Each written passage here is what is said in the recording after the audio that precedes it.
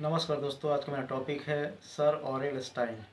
Sir Aurel Stein Hungarian नाम Stein Mark Aurel एक प्रसिद्ध हंगेरियन ब्रिटिश पुरातत्वविद, भूगोलवेत्ता, खोजकर्ता और विद्वान थे। वे मुख्य रूप से मध्य एशिया, खासकर चीनी तुर्किस्तान और सिल्क रोड की पुरातात्विक खोजों के लिए विश्वविख्यात हैं। उन्होंने प्राचीन बौद्ध सभ्यता, गंधार कला और सिल्क रोड के खोए हुए शहरों को फिर से खोजा। उनका जन्म 26 नवंबर 1862 को Budapest west Hungary Australian empire में एक यहूदी परिवार में हुआ। पिता का नाम नाथान स्टाइन और मां का नाम अन्ना हिर्सलर था। वे परिवार के सबसे छोटे संतान थे। उनके बड़े भाई बहन उनसे काफ़ी बड़े थे। बचपन से ही वे प्राचीन भाषाओं और इतिहास में रुचि रखते थे। वे फारसी, संस्कृत, ग्रीक, लैटिन, फ्रेंच और अंग्रेजी का अध्ययन किए। उनकी प्रारंभिक शिक्षा वियना और जर्मनी के तुर्विंगेन विश्वविद्यालय में हुई। 1883 में तुर्विंगेन विश्वविद्यालय से पीएचडी प्राप्त की प्राचीन ईरानी विषय पर। बाद में उन्होंने ऑक्सफोर्ड और लंदन में भी उच्च शिक्षा प्राप्त की। 1887 में वे भारत आए और पंजाब यूनिवर्सिटी में रजिस्ट्रार तथा लाहौर के ओरिएंटल कॉलेज के प्रिंसिपल के रूप में कार्य किया। वे ब्रिटिश सरकार की सेवा में रहे और 1904 में ब्रिटिश नागरिकता प्राप्त की। स्टाइन को मध्य एशिया के पुरातत्व का अग्रदूत माना जाता है। उन्होंने 4 प्रमुख अभियान किए। पहला अभियान 1900 से 1901 चीनी तुर्किस्तान सीजियांग में। उन्होंने तारिम बेसिन में रेगिस्तानी इलाकों में दबे प्राचीन बौद्ध स्थलों की खोज की।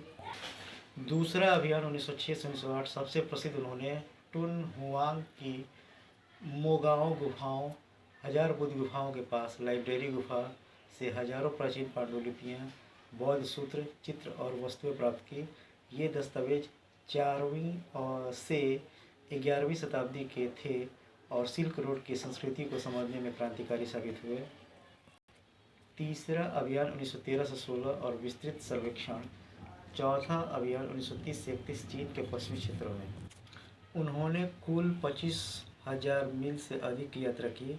उन्होंने पुरातात्विक खुदाई के साथ साथ भौगोलिक सर्वेक्षण भी किए। उनकी खोजों से प्राचीन खोतान, निया, लान जैसे खोए हुए शहरों का पता चला।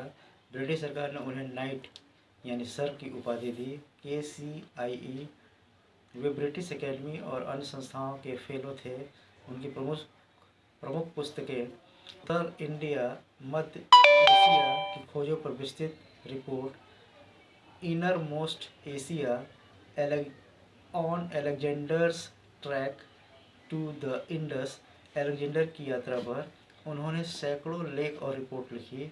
26 अक्टूबर 1943 को 80 वर्ष की आयु में काबुल, अफगानिस्तान में उनकी मृत्यु हुई। उन्हें काबुल के ब्रिटिश कब्रिस्तान में दफनाया गया। स्टाइन की खोजों को कुछ लोग लूट भी मानते हैं क्योंकि उन्होंने बहुत सारी दुर्लभ वस्तुएं British museum, India office, library और अन्य संस्थाओं में भेज दी।